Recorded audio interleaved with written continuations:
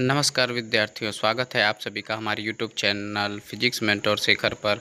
आज हम लोग पढ़ेंगे क्लास 12 फिजिक्स चैप्टर 3 विद्युत धारा का घनत्व, current density, Hindi medium. Complete concept clear करेंगे हम लोग और चैप्टर के लास्ट में आप लोग को एग्जाम से मौत पर जो भी प्रश्न आएंगे उसके हल सहित हम लोग प्रश्न उत्तर देंगे। तो कृपया आप सबसे पहले जुड़े रहें आप लोग और ध्यान से पढ़िए। चलिए शुरू करते हैं। आज का हमारा टॉपिक है विद्युत धारा का घनत्व यानी करंट डेंसिटी। विद्यार्थियों, आपने पिछले वीडियो में विद्युत धारा के बारे में पढ़ा था। हमने जाना था कि किसी चालक से प्रति इकाई समय में प्रवाहित विद्युत आवेश को विद्युत धारा कहते हैं। लेकिन जब एक सवाल उठता है, अगर किसी तार में 5 एम्पीयर की धारा प्रवाहित हो रही है तो क्या केवल इतना जानना पर्याप्त है? नहीं, हमें यह भी जानना जरूरी है कि यह धारा चालक के कितने क्षेत्रफल से होकर गुजर रही है। ध्यान से सुनिएगा बच्चों, आप लोग देखते भी रहिए और सुनते भी रहिए और समझते भी रहिए। यहीं से हमारे सामने आता है करंट डेंसिटी यानी विद्युत धारा का घनत्व। तो चलिए इस कॉन्सेप्ट को बिल्कुल आसान भाषा में समझते हैं। सबसे पहला प्रश्न जो बनता है और एक कॉन्सेप्ट भी है, विद्युत धारा का घनत्व क्या है? किसी चालक के अनुप्रस्थ काट के प्रति इकाई क्षेत्रफल से प्रवाहित होने वाली विद्युत धारा को विद्युत धारा का घनत्व कहते हैं। इजी टू रिमेंबर नोट से बच्चों, इसे कैपिटल जे से प्रदर्शित किया जाता है। इसका सूत्र है कैपिटल जे बराबर आई अपॉन ए, जहाँ हम लोग जानते हैं जे बराबर विद्युत धारा का घनत्व तो आई बराबर विद्युत धारा and capital A equals to चालक के अनुप्रस्थ काट का क्षेत्रफल। अब इस फॉर्मूला को समझिए। मान लीजिए किसी तार में 10 एम्पीयर की धारा प्रवाहित हो रही है। कंडीशन ये है कि कोई तार है जिसमें 10 एम्पीयर की धारा प्रवाहित हो रही है, लेकिन एक तार का क्रॉस सेक्शनल एरिया बहुत छोटा है। क्रॉस सेक्शनल एरिया आप लोग जानते हैं, और दूसरी तार का एरिया क्या है? बड़ा है। अभी बच्चों हम लोग ये भी सोचेंगे और इस पर डिस्कस करेंगे कि कब एरिया बड़ा होता है और कब एरिया छोटा होता है। एक स्टेप वाइज हम लोग समझते हैं। तो दोनों में 10 एम्पीयर की धारा होने के बावजूद करंट डेंसिटी समान नहीं होगी। जिस तार का क्षेत्रफल कम होगा उसमें करंट डेंसिटी अधिक होगी। मित्रों ध्यान से पढ़िएगा कि जिस तार का क्षेत्रफल कम होगा उसमें करंट डेंसिटी अधिक होगी, और जिस तार का क्षेत्रफल अधिक होगा उसमें करंट डेंसिटी कम होगी। क्यों? रीजन क्या है इसका? क्योंकि capital J equal to I upon A, अर्थात समान धारा के लिए करंट डेंसिटी एरिया के व्युत्क्रमानुपाती होती है। व्युत्क्रमानुपाती आप लोग समझ रहे हैं, इनवर्सली प्रोपोर्शनल टू। इसका एसआई यूनिट क्या है? अब बात करते हैं इसके एसआई यूनिट की। तो धारा का यूनिट होता है एम्पियर यानी कैपिटल ए, क्षेत्रफल का एसआई यूनिट होता है मीटर स्क्वायर यानी मीटर स्क्वायर, इसलिए करंट डेंसिटी का एसआई यूनिट होगा एम्पियर पर स्क्वायर मीटर, अर्थात एम्पियर पर मीटर स्क्वायर। परीक्षा में यदि पूछा जाए कि विद्युत धारा का घनत्व का एसआई मात्रक क्या होता है तो आपका उत्तर होगा प्रति एम्पियर प्रति वर्ग मीटर, अर्थात कैपिटल ए पर मीटर स्क्वायर। एक आसान सा उदाहरण के द्वारा हम लोग कॉन्सेप्ट को समझेंगे।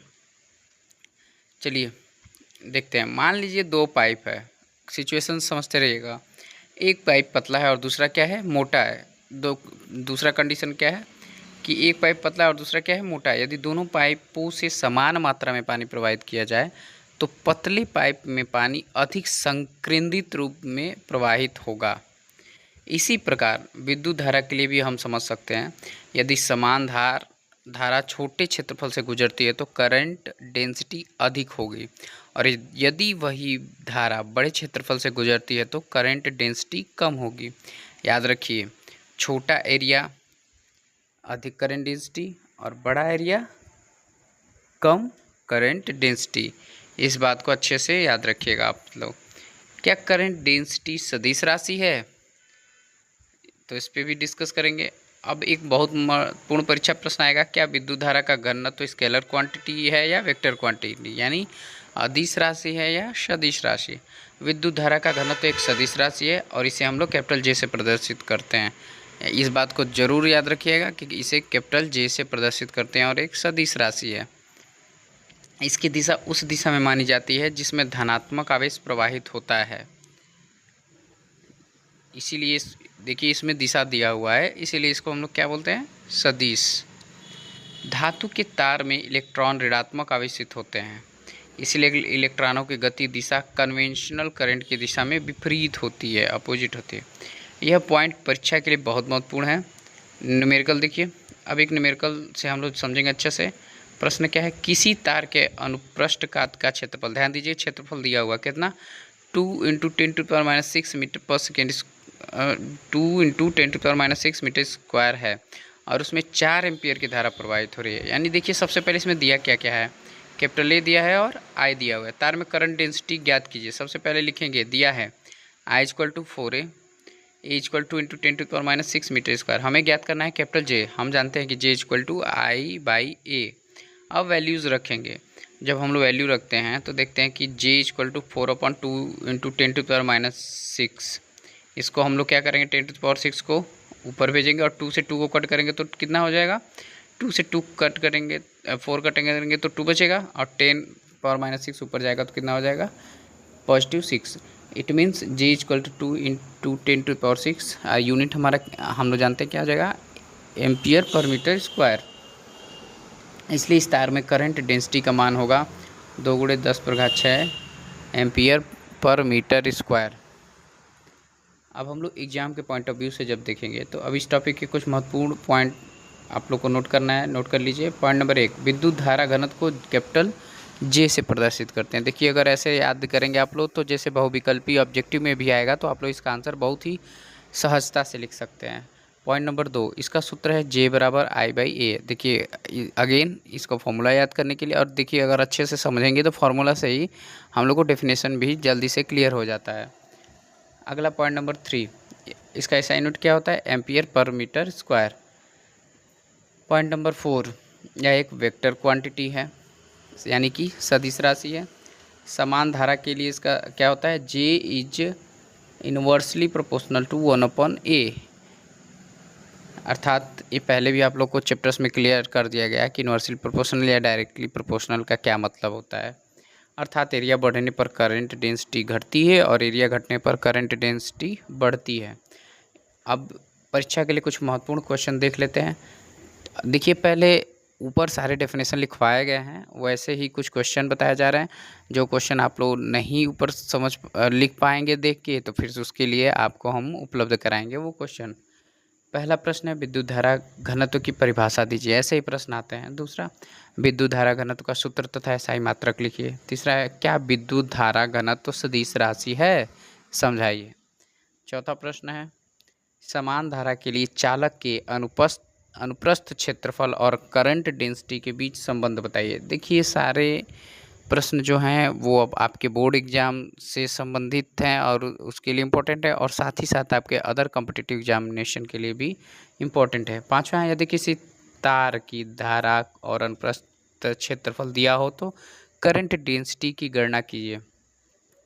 इन सभी क्वेश्चंस को आप ज़रूर से ज़रूर लिख के और तैयार करेंगे, लर्न एंड राइट कह सकते हैं।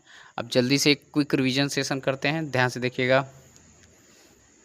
तो विद्यार्थियों आज के पूरे टॉपिक को एक बार जल्दी से रिवाइज करते हैं। किसी चालक के प्रति इकाई अनुप्रस्थ क्षेत्रफल से प्रवाहित धारा को विद्युत धारा घनत्व कहते हैं। इसे J से प्रदर्शित करते हैं। Formula J = I/A।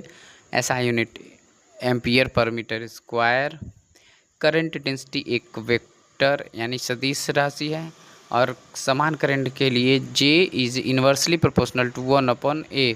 इसलिए अच्छा एक बात और फिर से हम लोग क्लियर कर देते हैं कि यहाँ एक किसको, अनुप्रस्थ काट की क्षेत्रफल को प्रदर्शित करते हैं। इसलिए एरिया कम होगा तो करंट डेंसिटी अधिक होगी, एरिया अधिक होगा तो करंट डेंसिटी कम होगी। तो विद्यार्थियों आज हमने करंट डेंसिटी को बिल्कुल बेसिक से समझा।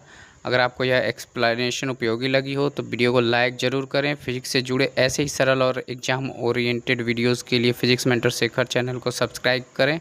अगले वीडियो में हम करंट इलेक्ट्रिसिटी के एक महत्वपूर्ण कॉन्सेप्ट पर चर्चा करेंगे, और चैप्टर 3 को 2-3 जितने पार्ट होंगे लगभग 5-6 पार्ट में एकदम सटीक तरीके से पहले कॉन्सेप्ट को समझेंगे, और फिर उसके क्वेश्चन आंसर को जो एग्ज़ाम रिलेटेड होते हैं, चाहे कॉम्पिटिटिव एग्ज़ाम हो या फिर बोर्ड एग्ज़ाम रिलेटेड हो। तो बने रहिए साथ में, तब तक के लिए पढ़ते रहिए, सीखते रहिए और आगे बढ़ते रहिए। धन्यवाद।